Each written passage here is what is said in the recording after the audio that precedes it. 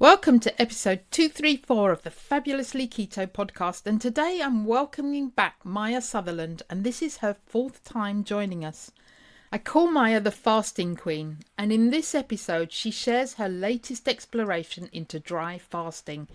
We dive into what fasting is, how it differs from water fasting, and the physical and emotional challenges that come with it. As always, Maia brings her honesty, curiosity, and her wonderful sense of humour to the conversation. Whether you're completely new to fasting or you've been practicing it for a while, I think you'll find this episode fascinating. Maia Sutherland says, "I'm a lifelong vegetarian turned carnivore. Now, with far too much actual fuel going to my brain, I have become utterly obsessed with the topic and writing a book hoping to inspire people to spend parts of their life in ketosis and reduce their disharmonies. The intention of the book is that anyone from any country, religion, education, and budget can benefit from applying what is laid out inside. Other than that, I'm also studying with Dr. Naisha Winters, mostly for my own understanding rather than as a potential job. I also make a superb line of unique jewellery, often combining precious stones with 2,000-year-old beads and some gold. Since carnivore, for the first time in my life I can sleep through the night and do maths. I marvel at how it buffers mental states such as depression and anxiety. Perhaps because I've more mental energy to think, I am more angry, or perhaps that is the perimenopause, which is a whole other conversation. I'm totally in love with the subject of health, and through keto, carnivore, and low carb, my understanding has gone through a huge upgrade. I'm also a trained acupuncturist since 2002 and was a masseur for 12 years. So let's go and hear from Maia. Welcome back, Maia, to the Fabulously Keto Podcast. It's wonderful to have you back with us again for the third time. I don't know why I'm putting up 5 fingers, but third time. It might be fourth, Might be fourth. because there was a random rant about COVID in there as well. Yeah, we did one after the other, didn't we? Yeah. Fourth time. Welcome back for the fourth time. Yay. So I'm going to ask you where in the world you are. Devon, sunny Totnes. It's freezing, actually. It's been lovely here. And the reason I've asked you back is because you are the fasting queen and have been for a long time. But I know over the last few years you've been exploring dry fasting and you keep sending me stuff. And then you've just done this really long dry fast. So I thought, let's talk about dry fasting. And now you've moved straight from your dry. So, okay, let's go. You've gone high carb, straight to dry fasting, straight to water fasting. Yeah, and also an afternoon of errors yesterday in amongst it all. It's been a bit wild. And you said to me, you'll be a bit bonkers. You are a bit bonkers on the fasting. I feel suspiciously calm, but I don't know what will happen. So, I thought that'd be that'll make an interesting podcast. Take it away. Where do you want to go? Where do you want to start? I was in Asia and for the first time, basically in about 5 years, just went into carb hellhole. There just isn't the quality of food, and we are so blessed. That's pretty much like the big learning of the whole thing is we are just so blessed with our variety, let alone quality.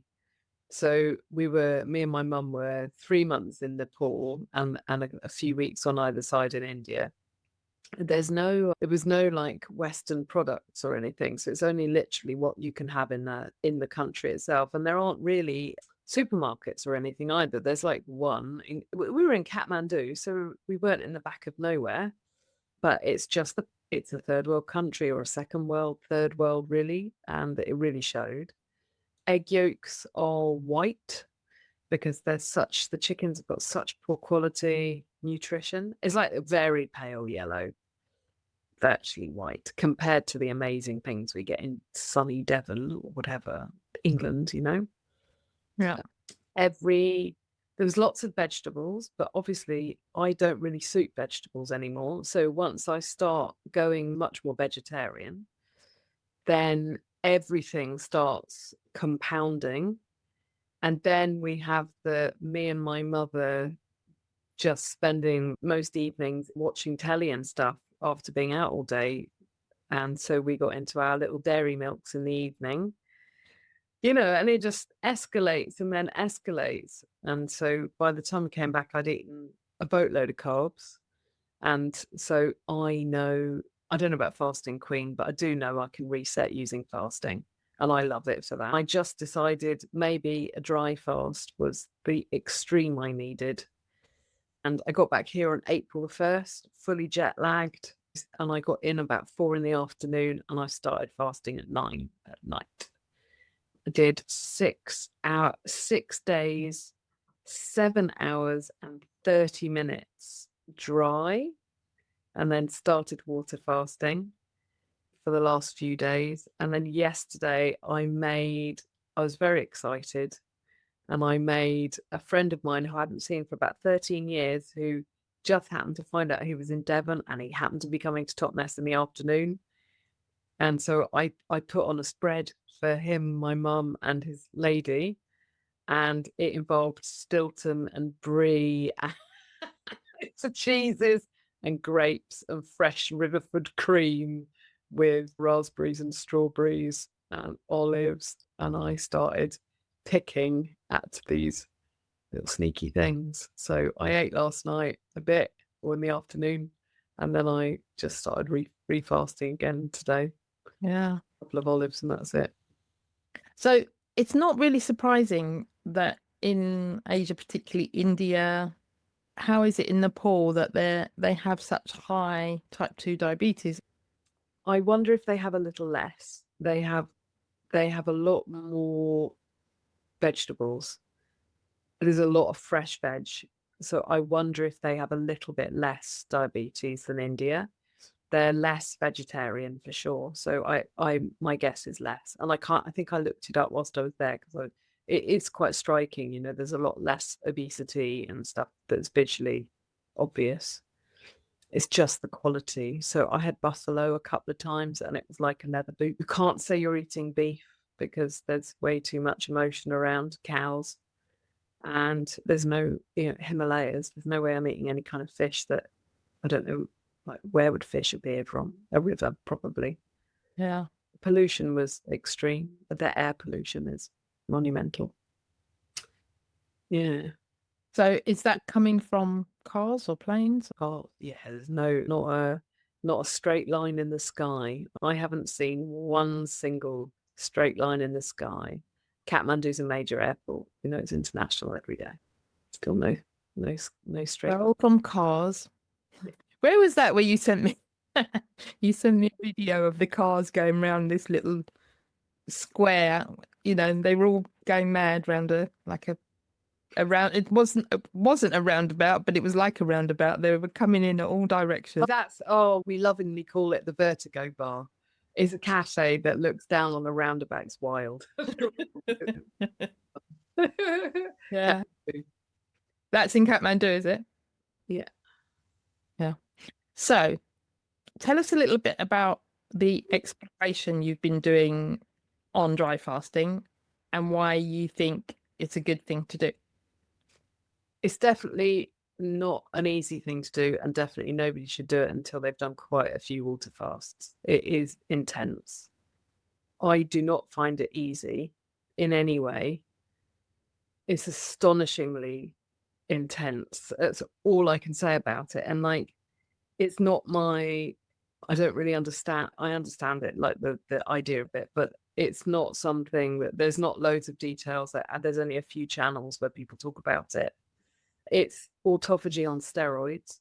And I put on a lot of weight, feeling very bloated, very cloudy. My brain's not been too bad, but got to being forgetful again quite a lot.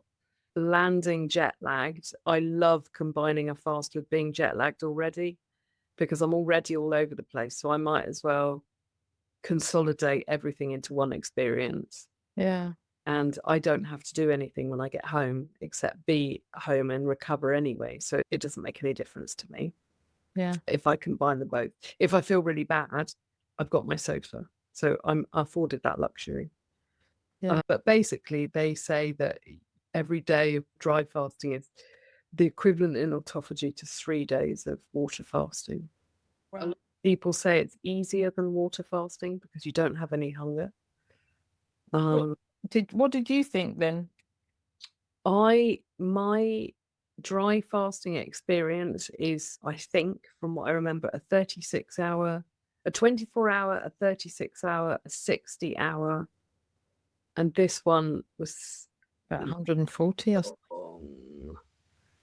something. The first one was very dramatic. I threw up. The level of anxiety that I felt was tremendous. The second one was less dramatic, but still huge. I get a really big surge of anxiety with it, like core body, oh my God, I can't have anything anxiety. As in you can't eat or drink, that feeling of can't eat and drink. It's primal. And I sit there with a water bottle next to me, looking at it, going, look, you can have it if you want it. There's no need to freak out. But if I want it, I can have it, you know. And I'm talking to the bit of me that is just going, it just doesn't know what to do with it. We spend so much time thinking and eating and drinking. So much time. So it's quite, as many habits it's a full stop for a second. It's quite jarring. With me, as usual, it doesn't matter now. Maybe this is now a new habit, but that beginning of a water fast, the first few days, I loathe them. A nice cup. Lovely shape and colour. Yeah. I don't feel bad, but I don't like the first day of a fast. I argue with doing it.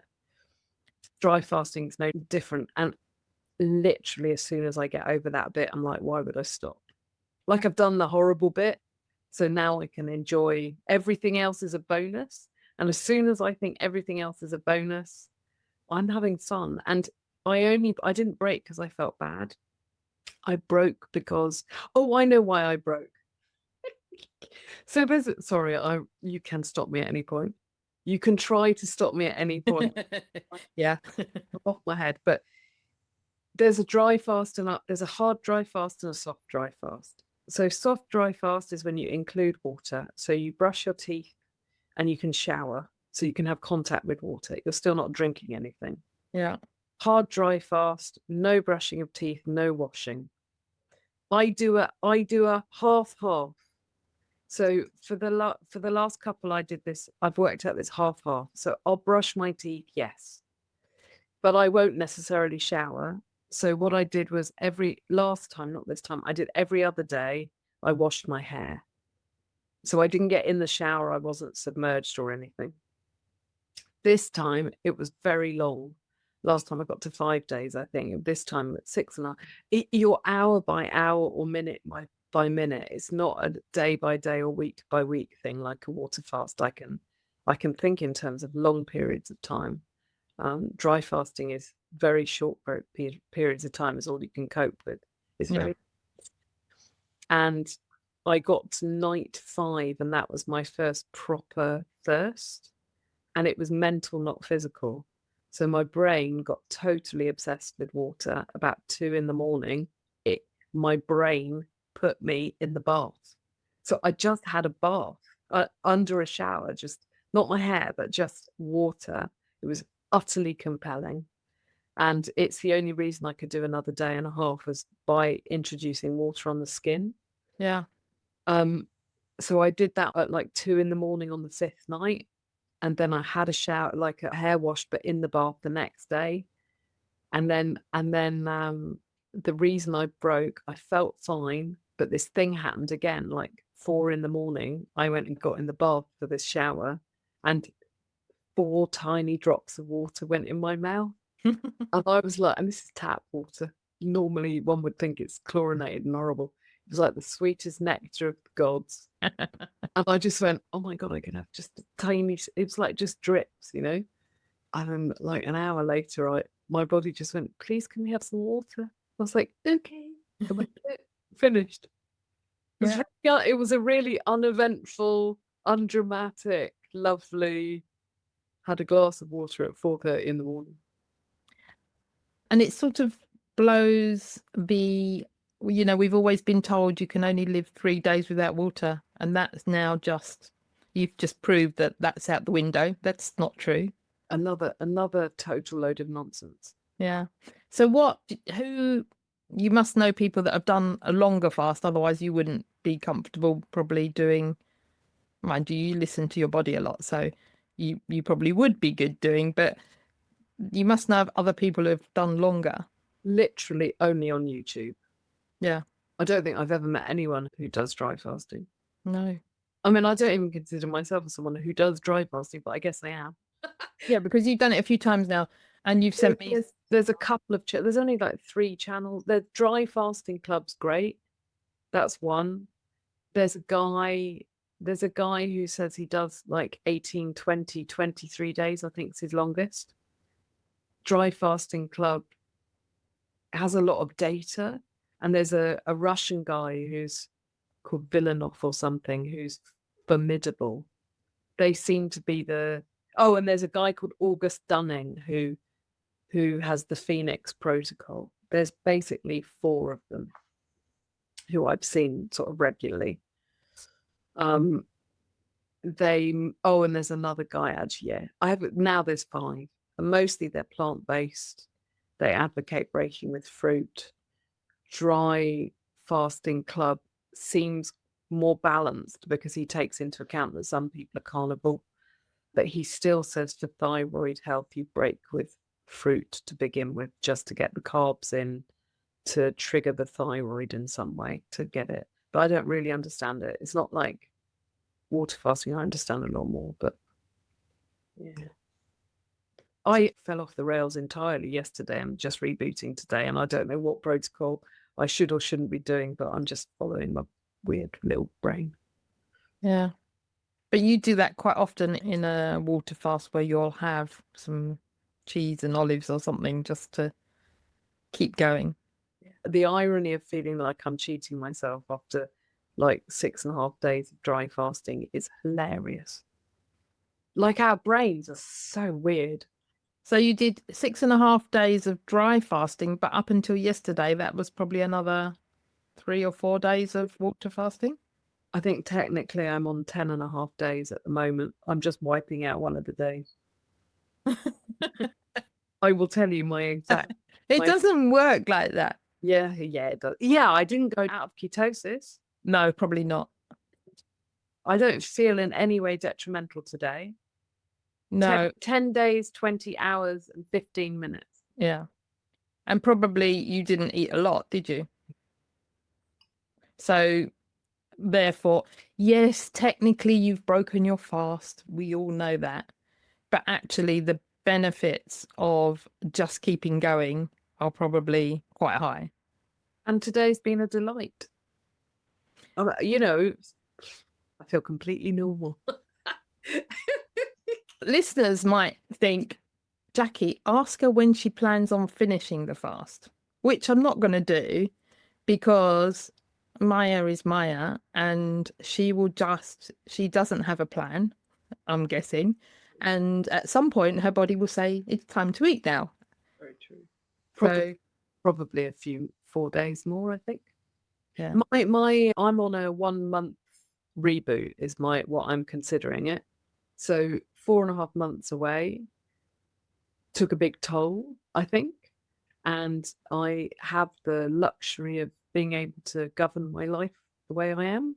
So most of April is going to be spent not fasting for the whole time, but combination of fasting and carnivore, basically. But once I finish this stage, I'm not going back to fasting later in the month. That'll be it. But when it's easy, it seems silly to stop it when I feel really good. Yeah. I'm not going to wait till I feel bad either. I just, I feel completely level, actually. But you just have this thing that your body knows it's time to eat now and you go with it. Yeah. Whereas me, I always struggle with the fasting. And if I'm doing it, I'm going, Maya, I really want to eat. I really want to eat. And I'm sending you texts and you're saying, eat a bit, eat something, have some olives. So I really struggle.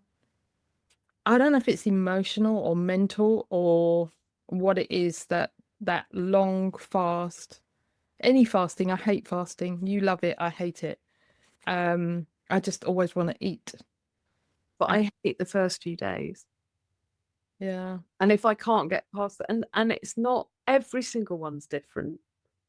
And not all of them are easy. And certainly a lot of the time when I was away, I was thinking, well, I could and I couldn't, and I could and I couldn't. And I was doing very annoying vacillating in my brain and driving myself nuts. So it's when I do it, it's because I'm enjoying it. But not the first few days. Actually, maybe that's not true. The dry fast is really hard. Yeah. I sat there a lot going, wow, this is hard, and it's like, and I kept going. So for me, it's quite a surprise, but I kept going. Yeah. So because of you, I have done a few nights of dry fasting. So going from maybe 10 or 11 o'clock at night until 7 o'clock in the morning or 7:30 in the morning. And I've even struggled with that because I drink quite a lot of water during the night. I now drink less because I did that dry fasting. I now drink less during the night and I am capable of waking up and not having a drink, which I never did before. I always had a drink, even if it's just a slurp. But interestingly, since I've done that bit of dry fasting, I can now not drink. Yeah. But the thought of going any longer just seems horrible. Yeah, it's quite intense. So I've been listening. You hear so many different things. You hear people that are very pro fasting and there's lots of benefits. And then you hear people that say, oh, you shouldn't fast any longer than 36 hours because you're going to start to use up muscle for energy. Mind you, I think I've got plenty of fat that my body could tap into easier than protein. Actually, they say with dry fasting, you lose less muscle than water fasting. Really? Yeah, because everything speeds up. So everything is like turned on so quickly with the autophagy and stuff and the ketones. I only had one last ketone strip, which it's such a shame I didn't get to test all the way through it. But by the first day, I was in ketosis. And normally with water fasting, it's nowhere that quick.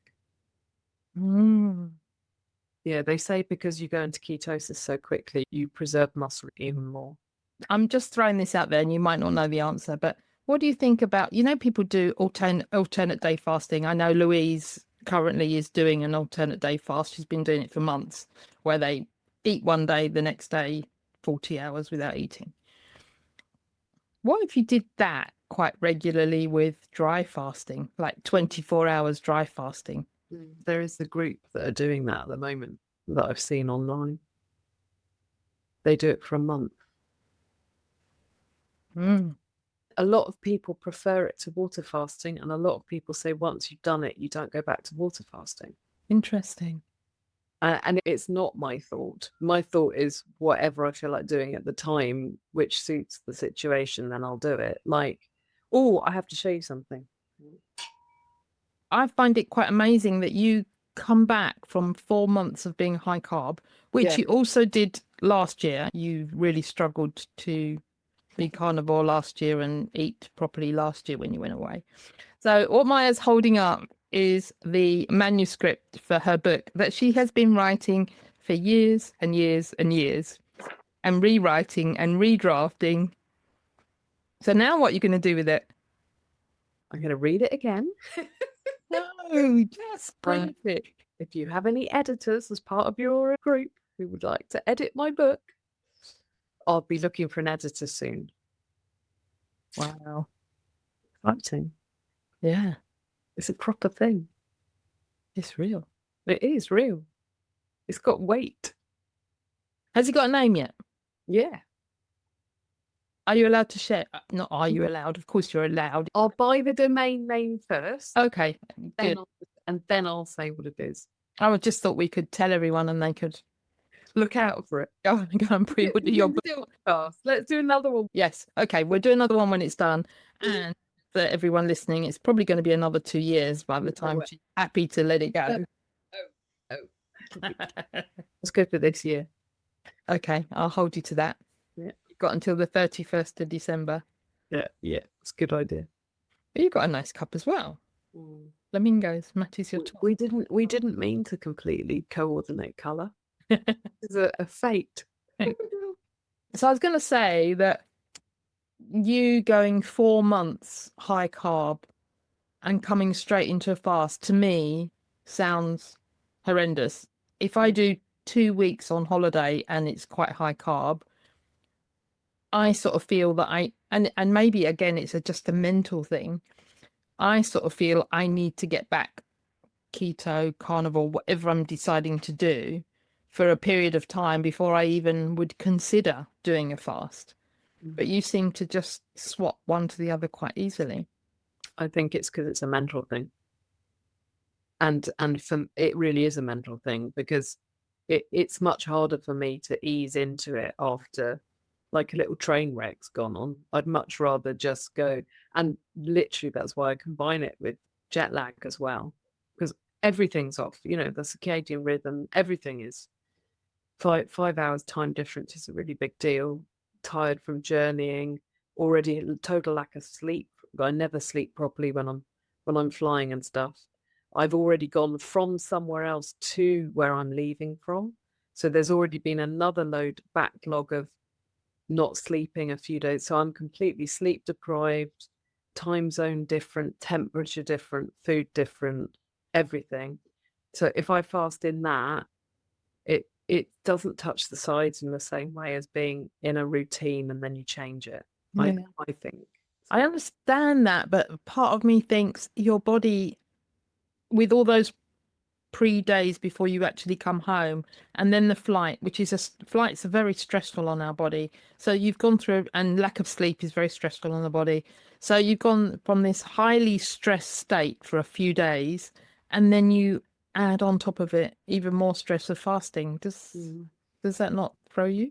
No. And I think when you talk to people about going keto and they're worried about it, so take fasting out of the equation, you have someone who's talking to you and they're scared to change how they eat.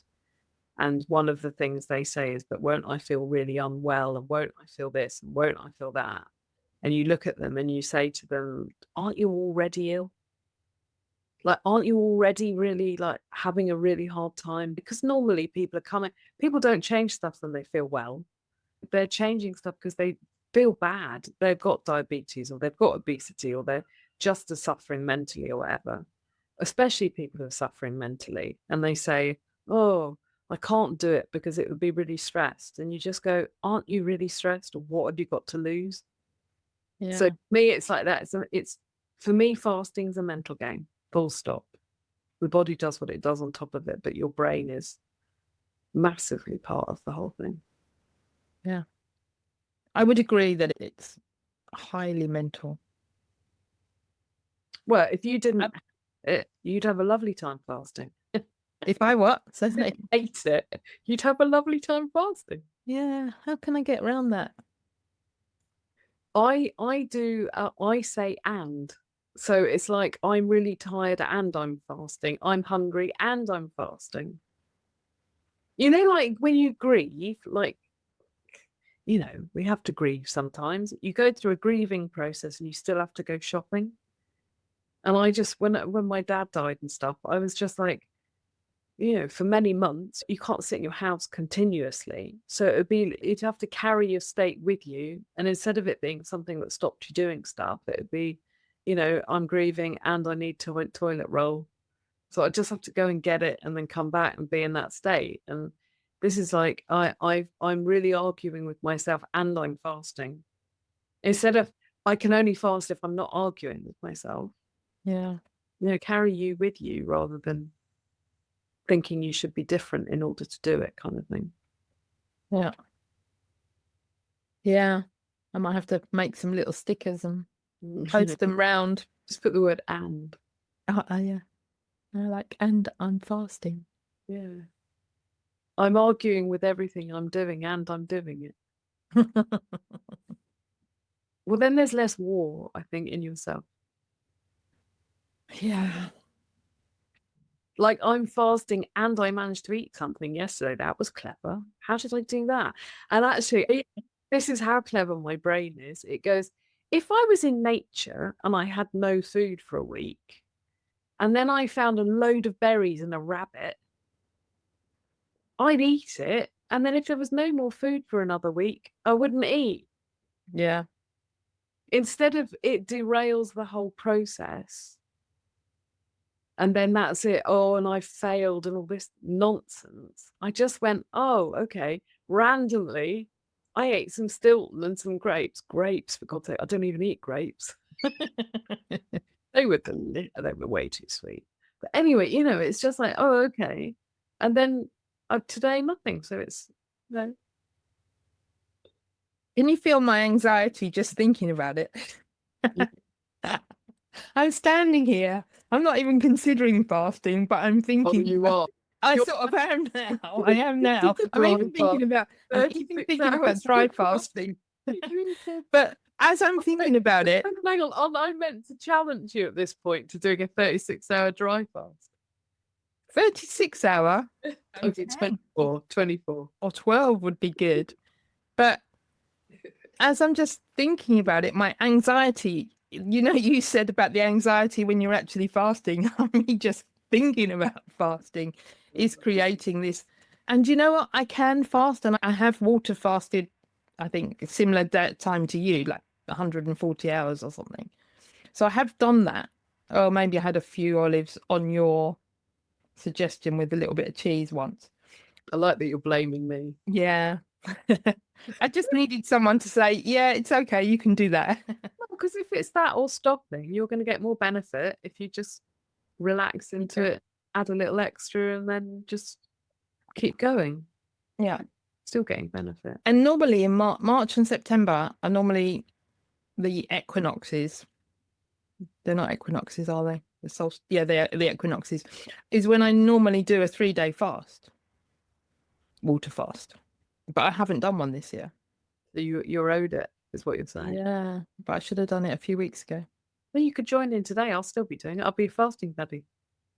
I've got a lovely leg of lamb and a shoulder in the oven roasting away from my little sheep in Wales that came from my sheep in Wales. So I won't be fasting tonight. Definitely not tonight. No. Funny. So if somebody's listening to this and they're thinking, I might give that a go, how would you suggest that what first steps would you suggest that they do? And if it was me, so I'm a bit strange, I know. Maya says dry fast, I'll just give it a go. I don't need to look up what anybody else says. I'll just give it a go. So if somebody's like me and they just think, yeah, I'll give it a go, what's the first things they should be thinking about, worrying about, not worrying about? First steps. I think the most important thing is that you can water fast first. Right. I don't think anybody should do it. I really don't think there's not many things that I think like fairly strictly, but I really don't think people should do it unless they know how to water fast. So they have some experience of what they go through as a process, and extended water fasts, not short ones. I think understanding what your body does whilst dry fasting is really important, because it actually does relax the mind a little bit. You've been told every day that you'll die if you don't drink water within 3 days. So there's a mental anxiety that will be there, a pressure. Yeah. But if you understand what happens to your body, and I don't understand enough, but I understand some. So essentially you become a sealed unit. You don't need to take electrolytes. You don't go through the same stuff that you go through with water fasting. You're not flushing electrolytes out because you're not flushing anything out.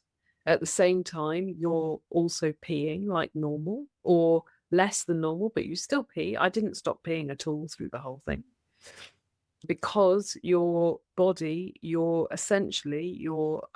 like a camel's hump or a bear that goes into hibernation. Your body is designed to squeeze your fat for the water. So because you're squeezing your fat cells for the water, you are hydrated. But at the same time, you're also employing dehydration as a kind of medicinal thing for the body. It makes the autophagy happen very quickly. I think it's called metabolic water, the water you create. If you know, you have to be fat, you have to have some fat. If you're too thin, you cannot do this, because you're relying on your body's ability to have some fat to squeeze to get the water. Yeah. I think just knowing that helps. Have you weighed yourself, say, from when you haven't weighed yourself at all, so you don't know if you've lost any weight, and then if you put it back on when you eat I again? know from the 5-day one I did, I lost 1 kilo a day, and I put half of it back on again when I finished. Okay, so maybe 4 or 5 kilos down. Yeah, I didn't weigh myself, but my trousers are fitting much nicer than they were. Yeah. I just wonder if my experience of water fasting is, yes, I will lose weight, but as soon as I start eating, I go exactly back to where I was before I started. So I'm going to get the benefits of the autophagy. I'm going to get the benefits of, having a detox. But in terms of weight loss, I don't see a difference. I just go straight back to where I was. Yeah. I mean, I'm appreciating feeling flexible again. I just love what happens to my brain more than anything else. I love that kind of clarity and spaciousness at the same time. Yeah. But I am doing it as far as like vanity goes. Yeah, for sure. I'm trying to clean out some puff, some bloat, and I feel much better in that regard. Yeah. And I've started drinking water, so that hasn't disappeared, that benefit. The interesting thing, the bags under the eyes, mine are back now because I'm drinking water. So dark circles under the eyes. Yeah. By day 4 of the dry fast, they've gone completely. It's the weirdest thing. And supposedly kidney function is really good with dry fasting. They say that it goes up like many percentages how well it works. And those dark circles disappeared. Start drinking water again and they came back. It's like, so weird. How does it work? And you asked mother, because she looked at me on day 4 and she's like, where the hell have they gone again? It's the second time it's happened. And then I start drinking water and I get all puffy again. It's so annoying. But also, you would think that if you go back to eating food and then there's something that doesn't agree with you, or your liver's having to deal with stuff, because they say that the black bags under your eyes are quite often liver. You'll know that better than me. Kidney. Okay. So your kidneys are dealing with more water. I just saw one of these guys talking about it and they said, look, well, I can't say the word. Filtration. Yeah, filtration goes up like 500 times. I don't know. It was a big number. Contrary to expectations. And stem cells, obviously it's meant to be amazing for stem cells. Dry fasting. Wow. Fascinating. I think anybody listening that, we're going to have people listening that are thinking, that sounds terrible, I'm never going to do that. There'll be other people that think, oh, wow, that's something I haven't tried. It's a biohack I haven't done yet. I'm going to give it a go. And then there'll be the people in the middle that are neither here nor there. But now that the brain is starting to think, let's have a look. Let's go and explore some more. But I just think it's a great topic to explore. Yeah, I like all the ways that we throw open conversation about things that we're told you can't do. Ah, yes. I think it's very refreshing. Yeah. And I like finding out that I can do an awful lot more than I think I can do. Yeah. Because I am pretty slack. I'm not the most disciplined of people. And then I find out that despite myself, that 6.5 days was not easy. Yeah. and it's kind of it feels like a cellular body. Like, what the hell are you doing? Very different to water fasting. It's like you choose to, you choose not to. It's a heady thing. Like your brain but your body's fine, whatever. Yeah. But dry fasting, your body's like, this is an intense experience. You think you could mix the two? So, Well, you're not meant to do it the other way around, but I don't know why not. But you're not meant to go water fasting to dry. okay. They all say don't do that. Don't do it that way around. So have food. And you can do things like you can prepare for your dry fast by having lots of liquid and lots of like really rehydrating, because you want the fat cells to squeeze the liquid out. So you can do a lot of, and having water that's got the like chia seeds in is really good for hydrating as well, when you're doing the hydration thing at the beginning. And last time, I didn't do it this time because I haven't officially broken yet. But last time when I broke the 5-day dry fast, I had watermelon and kefir. I had the combination for about 2 days, I think. Yeah. I was thinking, so it's interesting you say that, because my thought went to maybe you water fast during the day and you dry fast at night and ease yourself into it. But that sounds like not a good thing to do. So my Muslim friends who've just done Ramadan, they dry fast all day and then they hydrate at night and eat a bit at night. And they do that every day for 30 days. Mm. But there's definitely... Oh, and with the dry fast, you don't have salt at the end of it. You don't have salt at the end. Because your body is holding... It's so clever with what it does with your salt. You don't lose salt. And so if you add salt at the end, you're meant to get really bad edema, if possible. Some people say have bicarbonate soda, some people say don't. It's really mixed. It's not something as known about in any way as water fasting. Mm. And I guess people don't want you to know about it. If there's a huge benefit to doing it, then maybe it's suppressed in some way. People are using it for pretty serious illnesses. Yeah. Definitely. This one was a lot easier than the 5-day one, because the 5-day one I started when I was sick, and I didn't know you're not meant to dry fast when you're already sick. So I went into it with a fever, and I didn't know until about day 4 I found this dry fasting club, and I sent them a message, and they were like, "Oh, you shouldn't have done that." And by that point I was kind of in it, so I stayed in it a bit more, but I wouldn't do that again. So is the Dry Fasting Club a Facebook group? They have a YouTube. Yeah, and then there's a Discord group. Mm. Yeah. Again, most of them are all plant-based, but he's taken into account that a load of the people are saying, "Can't I break with bone broth and stuff?" And I think part of the reason why they don't advocate for that is because it stops the autophagy. The protein stops the autophagy or something. And they don't want the mTOR starting again immediately, I think. It's really tricky to find out why people think what they think. But he's quite detailed. Yeah. I mean, I guess if you've got a plant-based bias, then you're going to advocate for that. When you were in Asia and doing those long fasts, you were breaking with fruit before you knew mango and papaya. Yeah, before you knew what you know now. Yeah. So maybe they just don't know because it's not how they live. I think his theory specifically is that you need the little bit of sugar to get the thyroid working to boost the metabolism, because literally everything stops when you're dry fasting, and you have to wake up the stomach. So it's not like water fasting. You are putting yourself to sleep, your system. Yeah, it's not like fasting.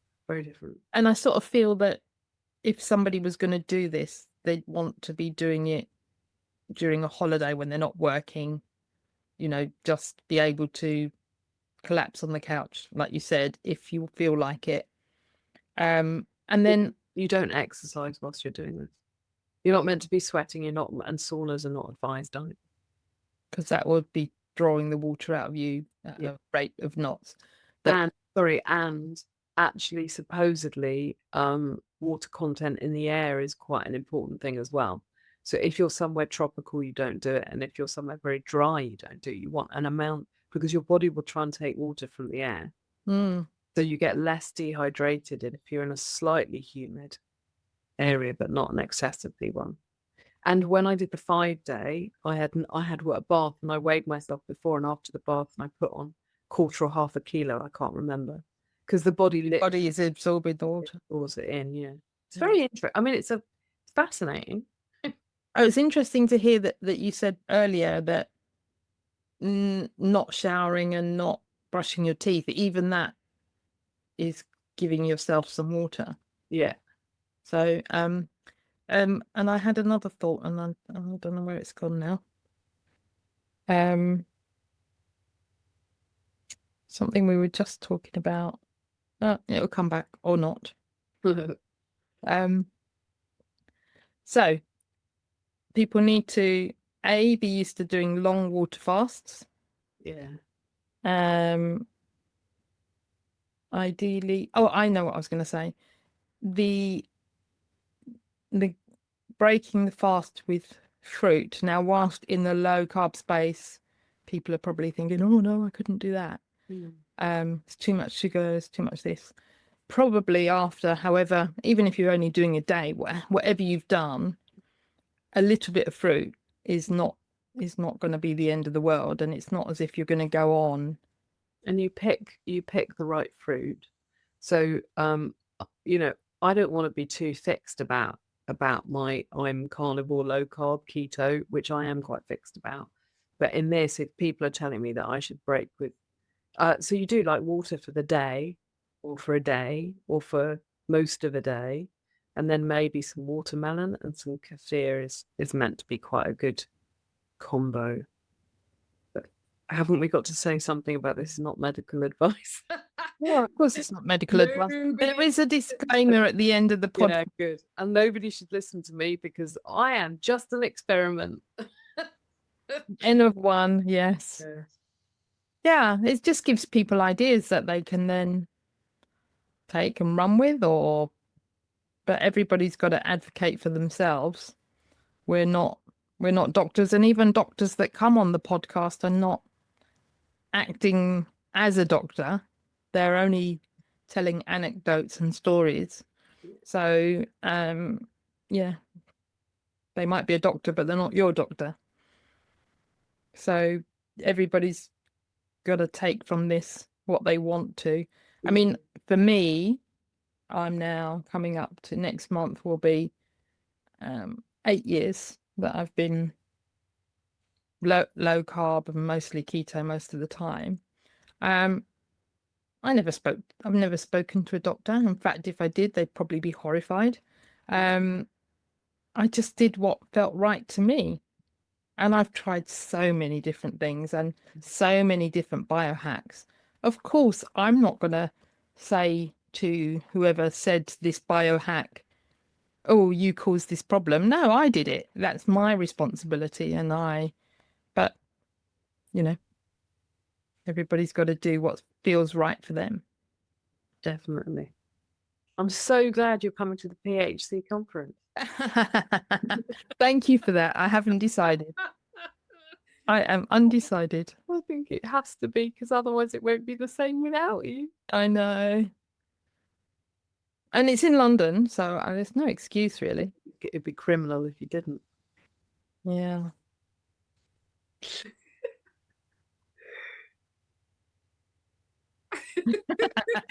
Podcast goes very quiet. Yeah. I don't know. I do think about it, and I have this little note that comes up on my computer every day the last week saying, "Decide if you want to go to the PHC conference." You actually. And And I haven't made a decision. And in not making a decision, I'm making a decision, aren't I? No, no way. Yeah. Someone else said, "Are you coming?" Don't know. But you have to go for the jolly. The jolly. Plus Thomas Seyfried. Oh, Yeah, it'd be interesting to ask him about dry fasting. yeah. Well, maybe you should come and just ask loads of people about dry fasting. Yeah. Because there's not enough people talking about it. I wonder if he even has considered it. I'm absolutely sure he has. Yeah, absolutely. There is a lady, I'll send you a link to her, who's done alternate day.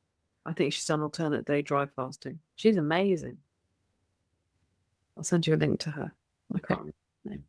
So, before we finish, is there anything else that you feel that we should have spoken about other than me going to PhD conference? Is there anything else you feel that we should speak about that we haven't spoken about? No idea. No idea. When Maya's fasting, she's off her head. I am. But nicely. As I said on Facebook, I wouldn't put me in charge of any heavy machinery. Anyway, normally, but you know. Yeah, no driving. Drunk in charge of a human. Lucky you can walk everywhere. It's very funny. It's a funny thing to do. Yeah. Yeah, just a quick thing. Just having water after dry fasting. Oh my God, I couldn't stop doing things. I was going up and down town, awake since 5 a.m, just running around like an absolute lunatic with so much energy. It's silly. And that was just on a couple of glasses of water. Absolute insanity. Do you find that you drink loads on that first day? No. Over 2 days, I drank 2 liters. Yeah, which is a normal amount, probably. Just 1 bottle a day. Yeah. Very random. And I found it interesting because I've been taking a lot of magnesium for several years now to help with my sleep. Not that my sleep is massively better and it's very hit and miss. Sometimes I sleep, sometimes I don't. And so for me, that magnesium feels like it's a religious thing that I have to do. So that might be interesting for me to drop and see what happens if I don't take magnesium. But that's the whole thing, is that you're literally stopping doing everything you've always done. Mm. And it is really, you're really pushed into yourself. And it's quite uncomfortable, I think. And the other thing I'm going to say to people, which I do because in the Facebook group, we sometimes do some longer fasts as a group. And one thing I always say is,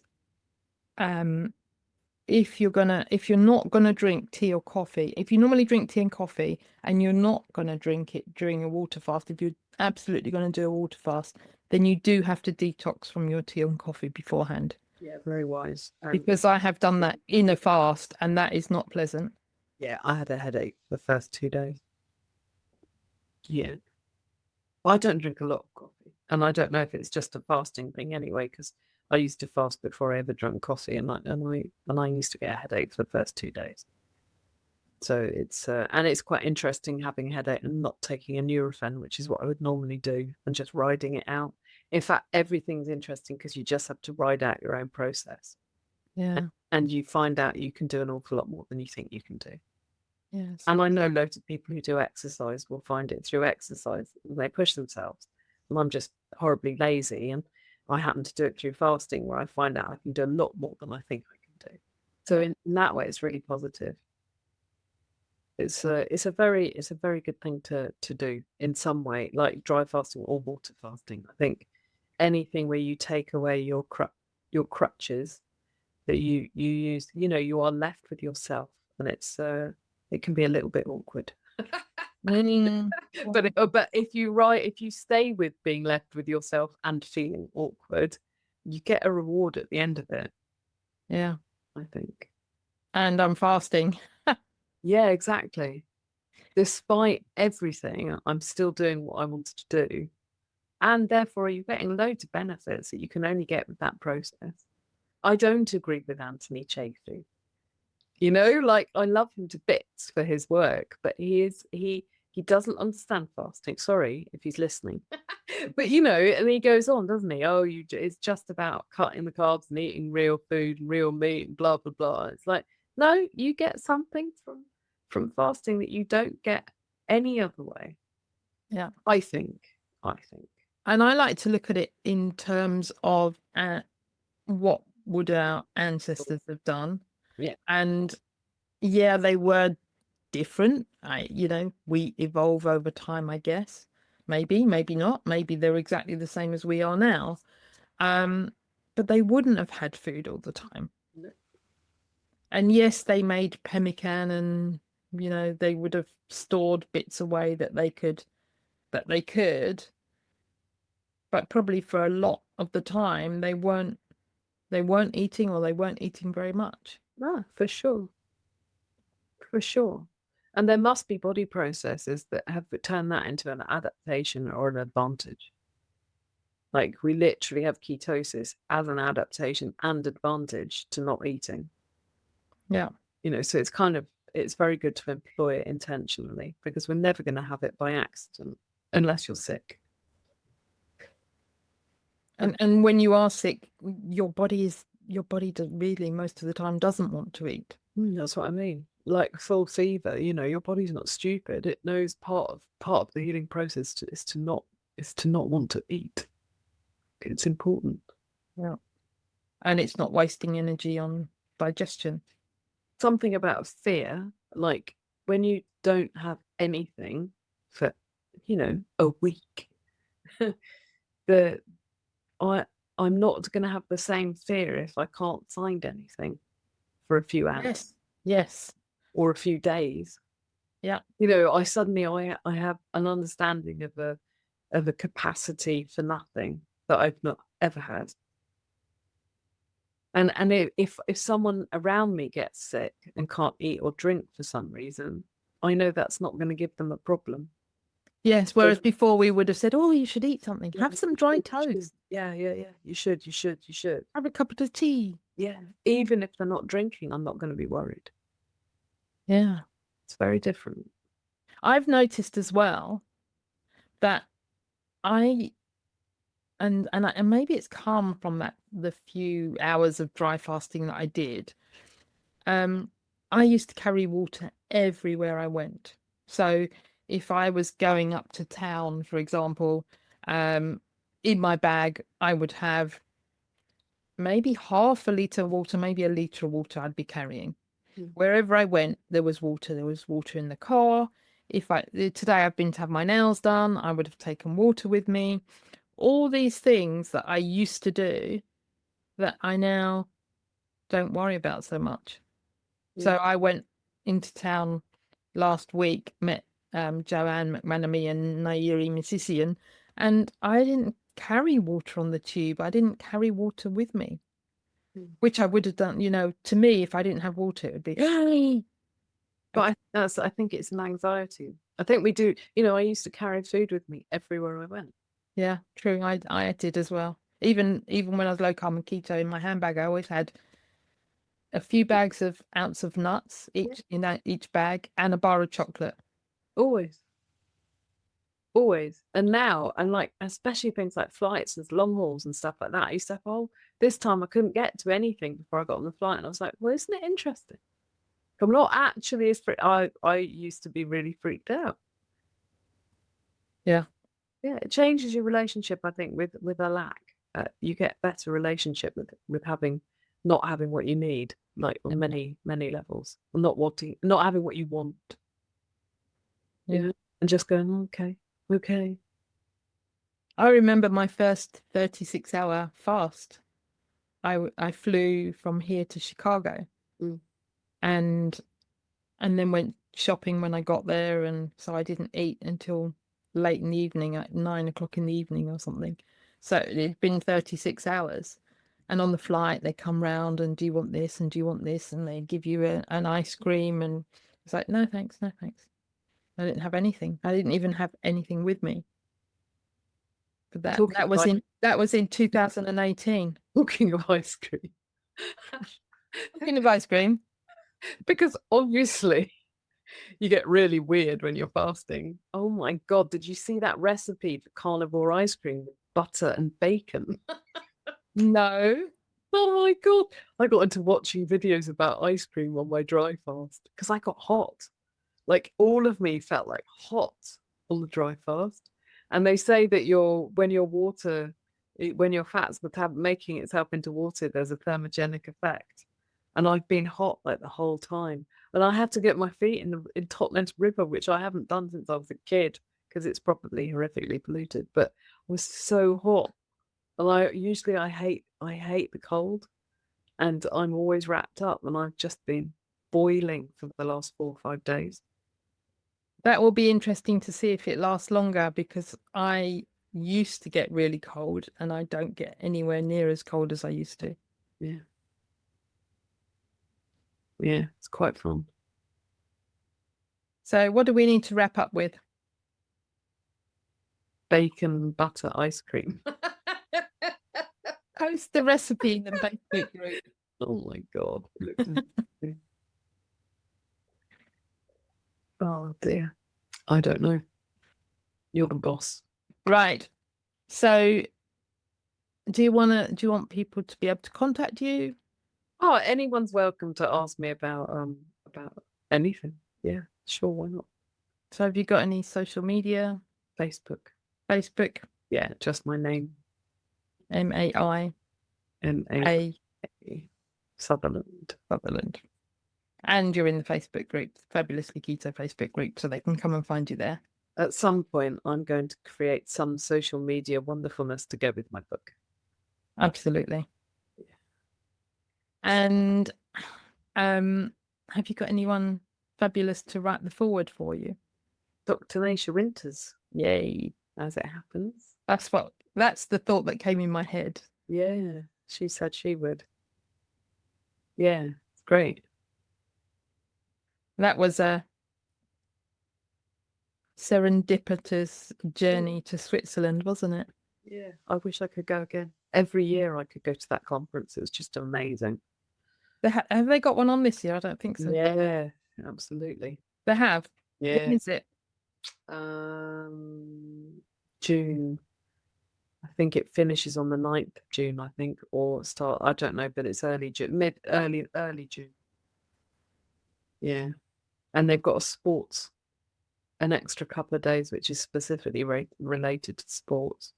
Keto Live, if anyone wants to look that up. Conference in Switzerland, absolutely amazing. And they've got they're doing a metabolic psychiatry. I think there's a day on cancer. Just superb. Yeah, I'd be more tempted to do that, to go with you to that than, I could forego the PhD. No, they're doing a 2-for-1 offer. Are they? They are, but we'd have to share a room and I sleepwalk, so there's no way. You sleep what? Sleepwalk. Sleepwalk. That's all right. So does Julian. He woke me up in the middle of the night last night, chasing something around the room. Maybe they would do 2-for-1 tickets, and then you get your own room. It's expensive. Yeah. Oh my God, we can plot something. Maybe not. Maybe not on this phone call. No. Cool. So yeah, if people don't need to hear us planning out our next conference. Right. So they can find you on Facebook, Maia at Maia Sutherland, or the Fabulously Keto Facebook group. And then, do you want to finish with your 3 top tips? Maybe around dry fasting. I know you've said how to start, but maybe some other tips. Research it with anybody that you can find who actually has. I would look at the Dry Fasting Club. I like his content. He explains it really nicely. And he goes through papers and stuff, so he gives a good grounding in it as well.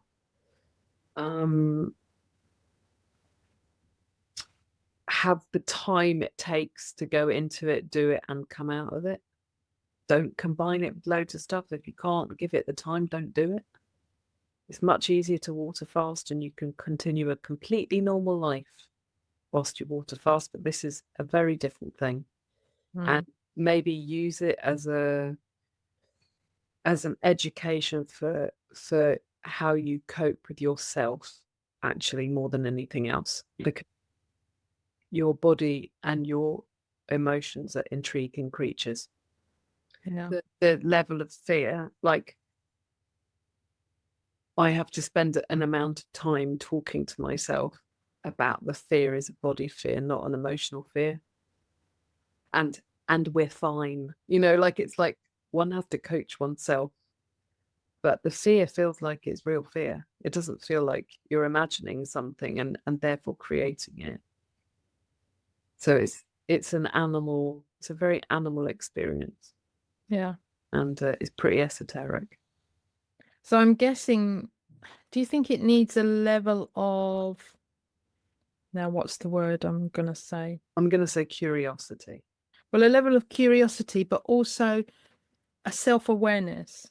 Do you think, because you're very self-aware, Yeah. and I was thinking, do you journal? But you probably don't need to journal because you'll do it all in your head. Yeah. But maybe someone who's starting out with this, and maybe they're not used to journaling, maybe they're not used to. That's why you do the water fasting first, because the water fasting is going to bring everything up that the dry fasting does. It's just the dry fasting does it so intensely it's hard to catch.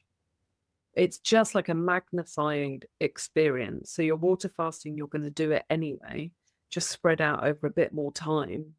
And you can still self-medicate with a cup of tea or a cup of coffee if you want to, and you won't break it, or a broth or whatever. But the dry fasting, there is no cheating. Yeah. And I'm quite a fabulous cheater, and I can dry fast just with water or just with salt and water. And I can cheat. Like, I know I've got the range. Yeah. But with the dry fasting, sorry, did I say dry fasting? You did say dry fasting, yes. Fasting. But with the dry fasting, you are doing it or you're not doing it. There is literally not even toothpaste. Like, I don't add water to brush my teeth. I just brush my teeth and then I spit it out. So there was no extra water coming in. Yeah. Like, as someone who's a bit slack, dry fasting is really intense. Yeah, I get that. Yeah, because like you say, you're either doing it or you're not. Whereas water fasting, there's lots of leeway. Lots of leeway. You can. I've done fasting. Yeah. And kept in tea and even had milk in my tea, or I've done fasting where you have black tea, or I've done just totally salt and water. Yeah, exactly. So there's a whole range of fasting, and then some of your water fasts, I know you'll include bone broth and olives and things like that. And I've, I think I've done, probably 5 days of water only, nothing else, water and salt. Yeah. But yeah. And you can have different intentions. So your water fast can be for the autophagy, in which case you would have no bone broth or anything else. Or you can water fast for a bit of weight loss, and then you can have bone broth, and or you can water fast, and as long as you're in ketosis, I will consider myself fasting, and then I can have a piece of cheese, and then actually ketones are my main aim rather than the autophagy. Yes. Dry fasting is not any of that. Yeah.